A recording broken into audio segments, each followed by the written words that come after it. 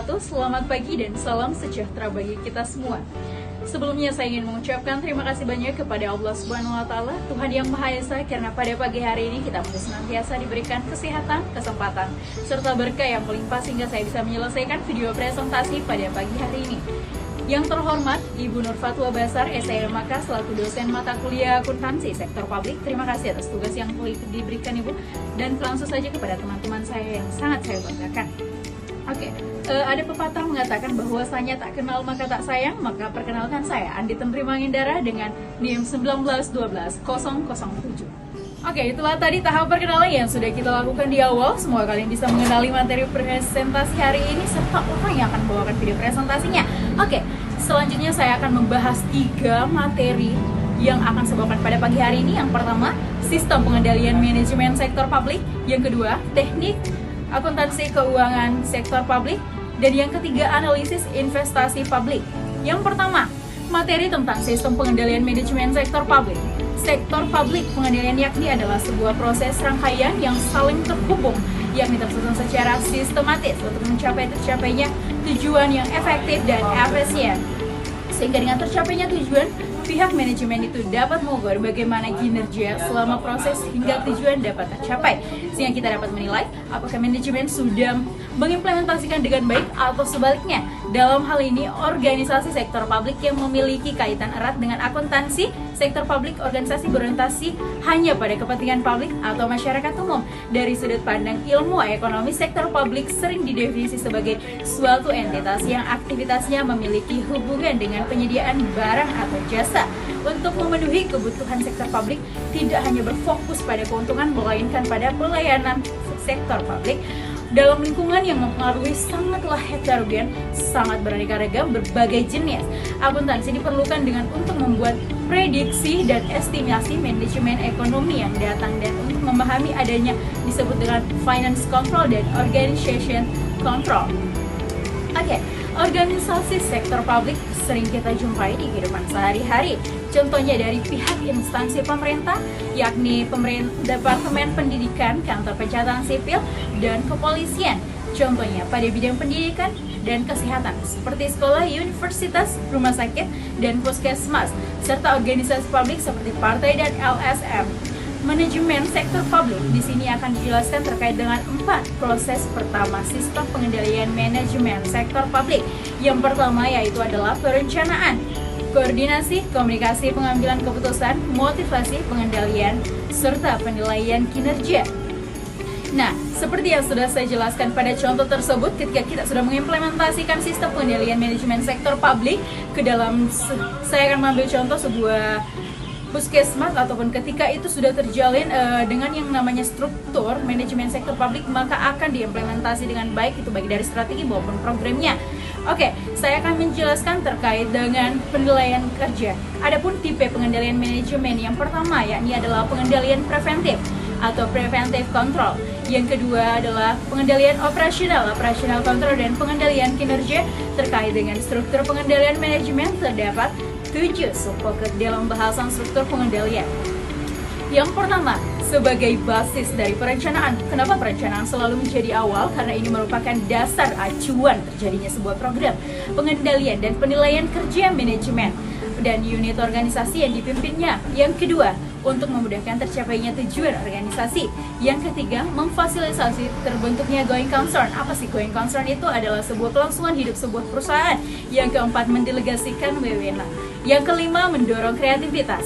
Yang keenam, sebagai alat untuk melaksanakan strategi secara efektif dan efisien tentunya.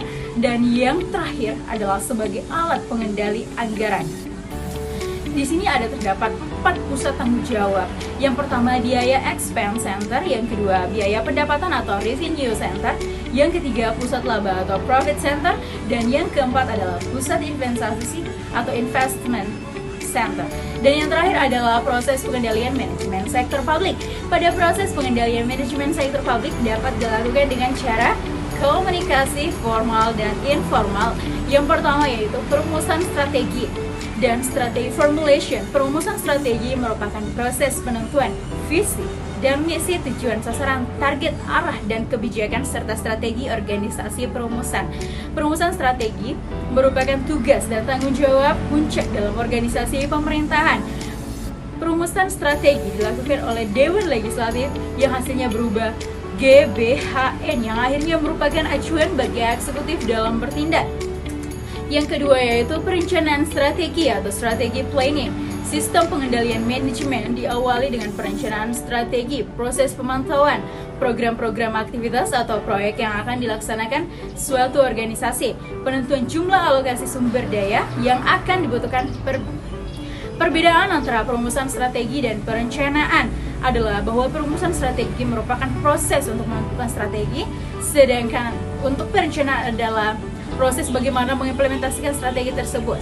Model perumusan pada organisasi sektor publik bisa kita lihat lanjutan gambar manajemen strategi pada pemerintahan daerah yang kita lihat. Nah, itulah tadi gambar dari bagaimana pemerintahan penganggaran dalam proses pengendalian manajemen sektor publik. Ini tahap yang paling dominan karena memiliki karakteristik yang agak berbeda dengan pelanggaran sektor swasta. Oke, perbedaan tersebut terletak pada apa? Pengaruh dalam politik proses penganggaran. Selanjutnya, pengukuran kinerja. Pengukuran kinerja dalam hal ini merupakan bagian akhir dari proses pengendalian manajemen. Berbicara tentang akhir berarti kita sangat sensitif ya, yang namanya tentang akhir itu tidak ada yang namanya nikmatnya. Tapi kalau berbicara tentang ini adalah akhir merupakan puncak suatu kebijaksanaan ataupun hal yang paling bagus dalam konteks ini. Oke. Untuk penilaian kerja dapat dilakukan dengan menciptakan mekanisme reward and punishment. Sistem pemberian penghargaan dan hukuman dapat digunakan sebagai pendorong untuk pencapaian suatu strategi untuk sistem pengendalian manajemen sektor publik yang baik. Oke, masih dengan saya Handi Tandrima Indara 1912007. Hari ini akan melanjutkan presentasi kedua teknik akuntansi keuangan sektor publik. Berbicara tentang teknik berarti kita berbicara tentang metode yang akan kita implementasikan agar tercapai dengan baik dan benar. Oke, pada teknik akuntansi keuangan sektor publik ini ada 4 poin yang akan saya presentasikan. Yang pertama itu adalah standar akuntansi sektor publik. Standar akuntansi sektor publik adalah prinsip-prinsip akuntansi yang diterapkan dalam menyusun penyajian laporan keuangan organisasi sektor publik. Perumusan standar akuntansi oleh suatu komite independen bisa mempengaruhi banyak aspek sekali dan faktor-faktor yang harus kita pertimbangkan agar suatu standar tidak menyimpang jauh kerangka konseptual akuntansi dan tetap memperhitungkan konsekuensi ekonomi yang untuk terdali kendala-kendala tersebut, antara lain faktor material atau materiality, konsistensi atau consistency, keseragaman atau uniformity, keterbandingan atau comparability. Adapun standar akuntansi pemerintahan terdiri atas 4, yakni adalah penyajian laporan keuangan, PSAP nomor 2 tentang laporan realisasi anggaran, PSAP nomor 3 tentang laporan arus kas, PSAP tentang catatan atas laporan keuangan, PSAP tentang akuntansi persediaan, PSAP nomor 6 tentang akuntansi investasi, PSAP nomor 7 tentang akuntansi aset tetap, PSAP nomor 8 tentang akuntansi konstruksi dalam pengerjaan PSAP, nomor 9 tentang akuntansi kewajiban, dan PSAP nomor 10 tentang koreksi kesalahan perubahan kebijakan akuntansi dan peristiwa luar biasa. Dan yang terakhir, kira-kira teman-teman tahu nggak sih PSAP nomor 11 itu yang terakhir apa? Nah, itu dia, tentang laporan keuangan konsolidasi. Ya, oke, yang materi kedua berita terkait dengan teknik akuntansi keuangan publik. Yang pertama, akuntansi anggaran. Yang kedua, akuntansi komitmen. Ketika kalian itu menjalin sebuah hubungan harus ada yang namanya komitmen kesepakatan antara kedua belah pihak. Yang ketiga, akuntansi dana. Yang keempat, akuntansi kas. Dan yang kelima, akuntansi akrual. Oke, kita beralih ke angkutan. Anggaran merupakan teknik akuntansi yang menyajikan jumlah yang dianggarkan dengan jumlah akrual yang dicatat secara berpasangan atau double entry. Akuntansi anggaran merupakan praktik akuntansi yang banyak digunakan di organisasi sektor publik, khususnya pada pemerintahan. Berbicara tentang pemerintahan, berarti semua teman tahu kan banyak sekali sektor publik yang disediakan pemerintahan bagi masyarakat umum yang mencatat dan menyajikan akun operasi dalam format yang sama dan sejajar dengan anggarannya. Nah, inilah dia loh alasan yang melatar belakangi teknik akuntansi anggaran adalah apa coba? Apa coba? Bahwa anggaran dan realisasi harus selalu dibandingkan sehingga dapat dilakukan tindak koreksi bentuk dari akun-akun keuangan, bukan isi atau konten dari akun itu sendiri. Nah, kelemahan dari akuntansi anggaran, kalian tahu sih apa sih kelemahan dari akuntansi anggaran? Ini bukan kelemahan saya ya, tapi kita berbicara tentang akuntansi anggaran, yaitu adalah sangat kompleks, lengkap dan lebih mudah dan lebih komprehensif tentunya apabila akun-akun yang ada menunjukkan pendapatan dan biaya yang dianggarkan. Yang kedua, akuntansi komitmen adalah sistem akuntansi yang mengakui transaksi dan mencatatnya pada saat order, bukan cinta yang diakui pada saat transaksi, yaitu salah sekali. Oke, mengakui biaya pada saat faktur diterima dan mengakui pendapatan pada saat faktur dikeluarkan. Tujuan utama akuntansi komitmen adalah untuk apa? Bukan mengendalikan hubungan, tapi untuk mengendalikan anggaran agar manajer dapat perlu mengetahui berapa besar anggaran yang telah dilaksanakan atau dikeluarkan jika dihitung berdasarkan order yang telah dikeluarkan. Dengan menerima akun atas faktur yang diterima atau dibayarkan, dapat dengan mudah menghabiskan anggaran. Apa kabar kamu? Tentu baik-baik saja. Oke, nanti komitmen juga hanya berfokus pada order yang dikeluarkan. Order yang diterima yang terkait dengan pendapatan tidak akan dicatat sebelum faktur dikirimkan akun yang dicatat. Hanya didukung oleh order yang dikeluarkan. Pada umumnya tidak ada kewajiban hukum atau legal liability yang patuh terhadap order yang terjadi dan orang tersebut dapat dengan mudah dibatalkan. Oke, pada organisasi sektor publik, masalah utama yang dihadapi adalah pencairan sumber dana dan alokasi dana. Dalam tahap awal perkembangan akuntansi dana, pengertian dana dimaknai sebagai dana kas dan respon. Tiap-tiap dana tersebut harus ditempatkan pada wajah ke stored word secara terpisah. Beberapa tagihan harus diambilkan dari satu lagi datang dan lain-lainnya. Oke, diambil dari laci. Berbicara tentang laci bukan ya, tapi kita berbicara tentang akuntansi anggaran. Selanjutnya yakni akuntansi kas penerapan. Akuntansi kas pendapatan dicatat pada saat kas diterima dan pengeluaran dicatat ketika kas dikeluarkan. Kelebihan. Berbicara tentang kelebihan berarti tidak berbicara tentang berarti kas basis adalah mencerminkan pengeluaran yang akuntabel dan objektif. Namun demikian tidak menganjurkan pencatatan dengan dasar kas karena tidak dapat mencerminkan kinerja sesungguhnya dengan kas yang basis tingkat efisiensi dan efektivitas suatu kegiatan, program atau aktivitas tidak dapat diukur dengan baik. Sebagai contoh, penerimaan kas dari pinjaman akan dicatat sebagai pendapatan atau revenue, bukan sebagai utang. Untuk mengoreksi hal tersebut, kebanyakan sistem akuntansi kas tidak hanya mengakui kas saja, akan tetapi juga aktiva dan hutang yang timbul sebelum terjadinya transaksi kas, yakni akuntansi akrual. Akuntansi akrual dianggap lebih baik dibandingkan akuntansi kas. Kenapa mereka sangat dibanding-bandingkan? Kenapa? Mengapa teknik akuntansi berbasis akrual diyakini dapat menghasilkan laporan keuangan yang lebih dipercaya, akurat, konferensi, dan relevan? Untuk pengambilan keputusan ekonomi, sosial, dan politik, basis akrual diterapkan agar berbeda antara property fund, urban accrual, dengan government or modified. Karena biaya advance diukur dalam properti, sedangkan expenditure difokuskan pada journal of an expense adalah sumber daya yang dikonsumsi selama periode akuntansi. Yang expenditure adalah jumlah zakat. Berbicara tentang zakat yang dikeluarkan atau dikeluarkan selama periode akuntansi. Karena jawab permainan telepon tidak memiliki catatan modal dan utang atau dicatat ataupun dikategorikan dalam aktiva tetap dan utang jangka panjang, expenditure yang digunakan bukan expense. Kenapa lanjutannya? Pengaplikasian akrual basis dalam akuntansi sektor publik pada dasarnya adalah untuk menentukan cost of service and charging for service, yaitu mengetahui besarnya biaya yang dibutuhkan, bukan mengetahui cinta yang kamu berikan. Menghasilkan pelayanan publik serta penentuan harga pelayanan yang dibebankan kepada publik tujuan, bukan dibebankan kepada orang tua ya. Pengaplikasian akrual basis dalam sektor yang digunakan untuk mengetahui dan membandingkan besarnya biaya terhadap pendapatan, proper matching cost change revenue. Perbedaannya disebabkan karena pada sektor swasta orientasi lebih fokus pada usaha untuk memaksimalkan laba profit oriented, sedangkan dalam sektor publik orientasi difokuskan pada optimalisasi pelayanan publik or public service oriented. Nah, untuk kelanjutannya perlu yang namanya akuntansi keuangan daerah. Sistem adalah suatu kesatuan yang terdiri dari subsistem atau kesatuan yang lebih kecil yang berhubungan satu dengan yang lain tentunya dan mempunyai tujuan tertentu. Tujuan sistem akuntansi pemerintahan pusat menurut Abdul Halim 2004 halaman 28 adalah terdiri atas 3. Yang pertama, pertanggungjawaban accountability and ownership. Yang kedua, managerial, and yang ketiga, pengawasan terkait pertanggungjawaban. Arcade accountability and ownership yakni memiliki tujuan memberikan informasi keuangan yang lengkap, format, dan bentuk dan waktu yang tepat serta berguna bagi pihak yang bertanggung jawab, tentunya bukan orang yang tidak bertanggung jawab dan meninggalkan kita di belakang. Nah, untuk yang terakhir, tujuan penyajian laporan keuangan pemerintahan daerah. Secara garis besar, tujuan umum penyajian laporan keuangan oleh pemerintah daerah yang pertama, untuk memberikan informasi yang digunakan dalam pembuatan keputusan ekonomi, sosial, dan politik. Pertanggungjawaban agama teliti dan pengelolaan atau stewardship.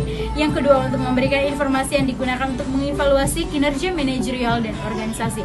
Secara khusus, tujuan penyajian laporan keuangan daerah adalah di sini terdapat 4 poin.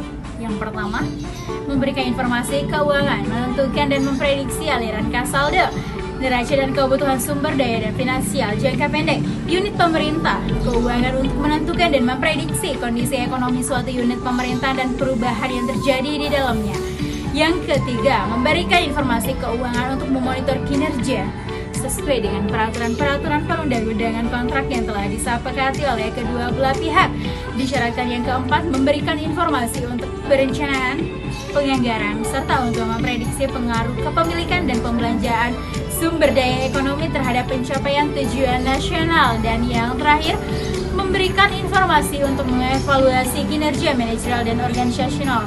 Kelima, bunyi bertujuan untuk apa? Yang pertama, menentukan biaya, program, fungsi, dan aktivitas sehingga memudahkan analisis dalam melakukan perbandingan dan kinerja tentunya yang telah ditetapkan. Tingkat ekonomi dan efisiensi, operasi, program, aktivitas, dan fungsi tertentu di unit pemerintah. Yang ketiga, untuk mengevaluasi hasil suatu program, aktivitas, dan fungsi secara efektivitas terhadap pencapaian tujuan sangat agregat. Yang terakhir, untuk mengevaluasi tingkat pemberatan atau equity. Itulah materi presentasi materi kedua yang saya bawakan. Masih tetap stay dengan saya Andi Remaindara dengan 19-12-007. Kita lanjut ke channel berikutnya. Lanjut untuk materi presentasi terakhir ataupun ketiga. Sedih sekali ketika ini adalah presentasi terakhir saya terkait dengan hal ini terkait dengan analisis investasi publik. Yang pertama, program investasi publik dalam pelaksanaan fungsi pelayanan masyarakat. Pemerintah dihadapkan masalah untuk pengambilan keputusan investasi publik. Keputusan investasi publik diperlukan untuk mendukung pelaksanaan program kegiatan dan fungsi yang menjadi prinsip pengeluaran untuk investasi publik harus mendapat perhatian lebih dibandingkan dengan pengeluaran rutin. Karena pengeluaran investasi atau modal memberikan efek jangka panjang, sedangkan pengeluaran rutin berdampak jangka pendek. Investasi publik memiliki kaitan yang erat dengan penganggaran modal atau investasi. Penganggaran di kebanyakan negara berkembang, pembangunan dan anggaran dipisahkan. Fokus perhatiannya ditunjukkan untuk mengintegrasikan kebijakan dengan pengeluaran manajemen. Dalam praktiknya terdapat masalah yang sulit untuk diselesaikan. Yang pertama, memastikan bahwa program investasi publik diajukan bukan pabrik tapi publik ya. Oke, yang diajukan merupakan program yang komprehensif. Yang kedua, pengeluaran yang dibutuhkan di masa yang akan mendatang ketika mengevaluasi relevansi proyek-proyek yang ada. Yang keempat, mengembangkan analisis dan perencanaan untuk pengeluaran investasi dan pengeluaran rutin. Untuk sebelum diambil sebuah keputusan melakukan investasi, untuk menentukan kebutuhan investasi, perlu dilakukan evaluasi yang mencakup. Yang pertama apa sih? Inventarisasi investasi. Yang kedua, inventarisasi investasi, memuat daftar nama dan jenis investasi, nilai investasi, kondisi barang modal dan saat ini apakah baik dan buruknya. Yang ketiga, cakupan layanan dengan tingkat investasi. Sekarang ada yang namanya yang keempat. Kalau ada yang ketiga, kenapa tidak ada yang keempat ya? Oke, tambahan cakupan layanan yang dibutuhkan saat ini dan masa yang akan datang. Yang kelima, inventarisasi kebutuhan investasi. Yang keenam, evaluasi kelayakan investasi. Dan yang ketujuh, kriteria kelayakan investasi meliputi aspek teknis, sosial budaya, finansial ekonomi, dan aspek distribusi. Dan untuk lanjutan kedua, penentuan kebutuhan investasi publik. Penentuan kebutuhan investasi berkaitan dengan jumlah anggaran yang akan ditetapkan bagi masing-masing unit organisasi. Ada beberapa cara dalam menggolongkan unsur investasi. Salah satu penggolongannya adalah investasi penggantian, yang kedua investasi penambahan kapasitas, dan yang ketiga investasi baru. Nah, untuk pengeluaran investasi untuk penggantian barang modal mengikuti pola umur manfaat barang modal. Sedangkan investasi penambahan barang modal perlu dilakukan bila terjadi tuntutan. Ini bukan tuntutan perceraian, tapi tuntutan investasi, peningkatan cakupan, pelayanan, dan nilai investasi. Juga dapat berupa investasi yang belum ada sebelumnya.